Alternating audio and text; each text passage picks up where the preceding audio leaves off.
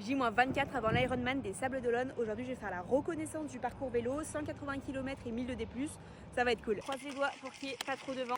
Ça y est, quitte l'océan et on s'enfonce dans les terres.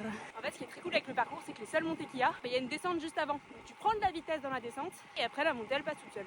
Voilà, j'ai pas pris assez de vitesse dans la descente. Du coup, faut appuyer sur les pédales. Bon, il y a des routes plus ou moins bien et celle-ci, elle est pas bien. Je mets les lunettes de vitesse, non pas pour être rapide, mais pour éviter d'avoir des moucherons dans la gueule.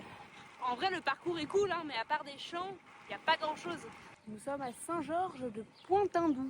Ils ont des noms trop mignons ici. Bon, je viens d'atteindre les 100 km et je cherche une boulangerie. Mais que vois-je? Est-ce qu'on ne rentre pas pour ça au final? Je valide le fion. Allez, c'est reparti. C'est des marais salants, ça. Très très beau. Je comprends pas, j'ai fait 110 km et je suis revenue au point de départ. En fait, je me suis trompée et j'ai pas fait la boucle. Fallait faire une boucle à un moment. Donc je vais faire demi-tour.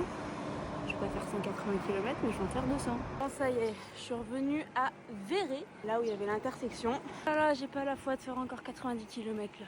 Fallait tourner ici pour faire la boucle. Il n'y a plus qu'à. Bon, après, je peux m'en prendre qu'à moi-même, j'ai oublié mon compteur. Et je m'étais dit, en regardant la carte, qu'il fallait que je m'arrête au point d'intersection pour bien faire attention. J'ai du mal à digérer le fion. C'est bizarrement dit comme ça. Le flanc. Désolée pour les Vendéens. Mettez-moi de l'essence. J'en ai marre.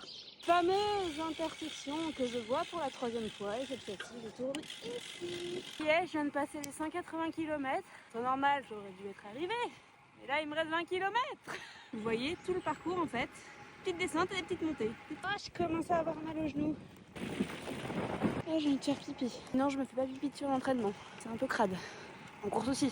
C'est un peu glauque de se dire qu'on va nager dans un port. Le point de départ que j'ai vu 3 fois aujourd'hui. Ça y est, reco terminé. 200 km au lieu de 180, mais au moins j'ai vu le coucher de soleil.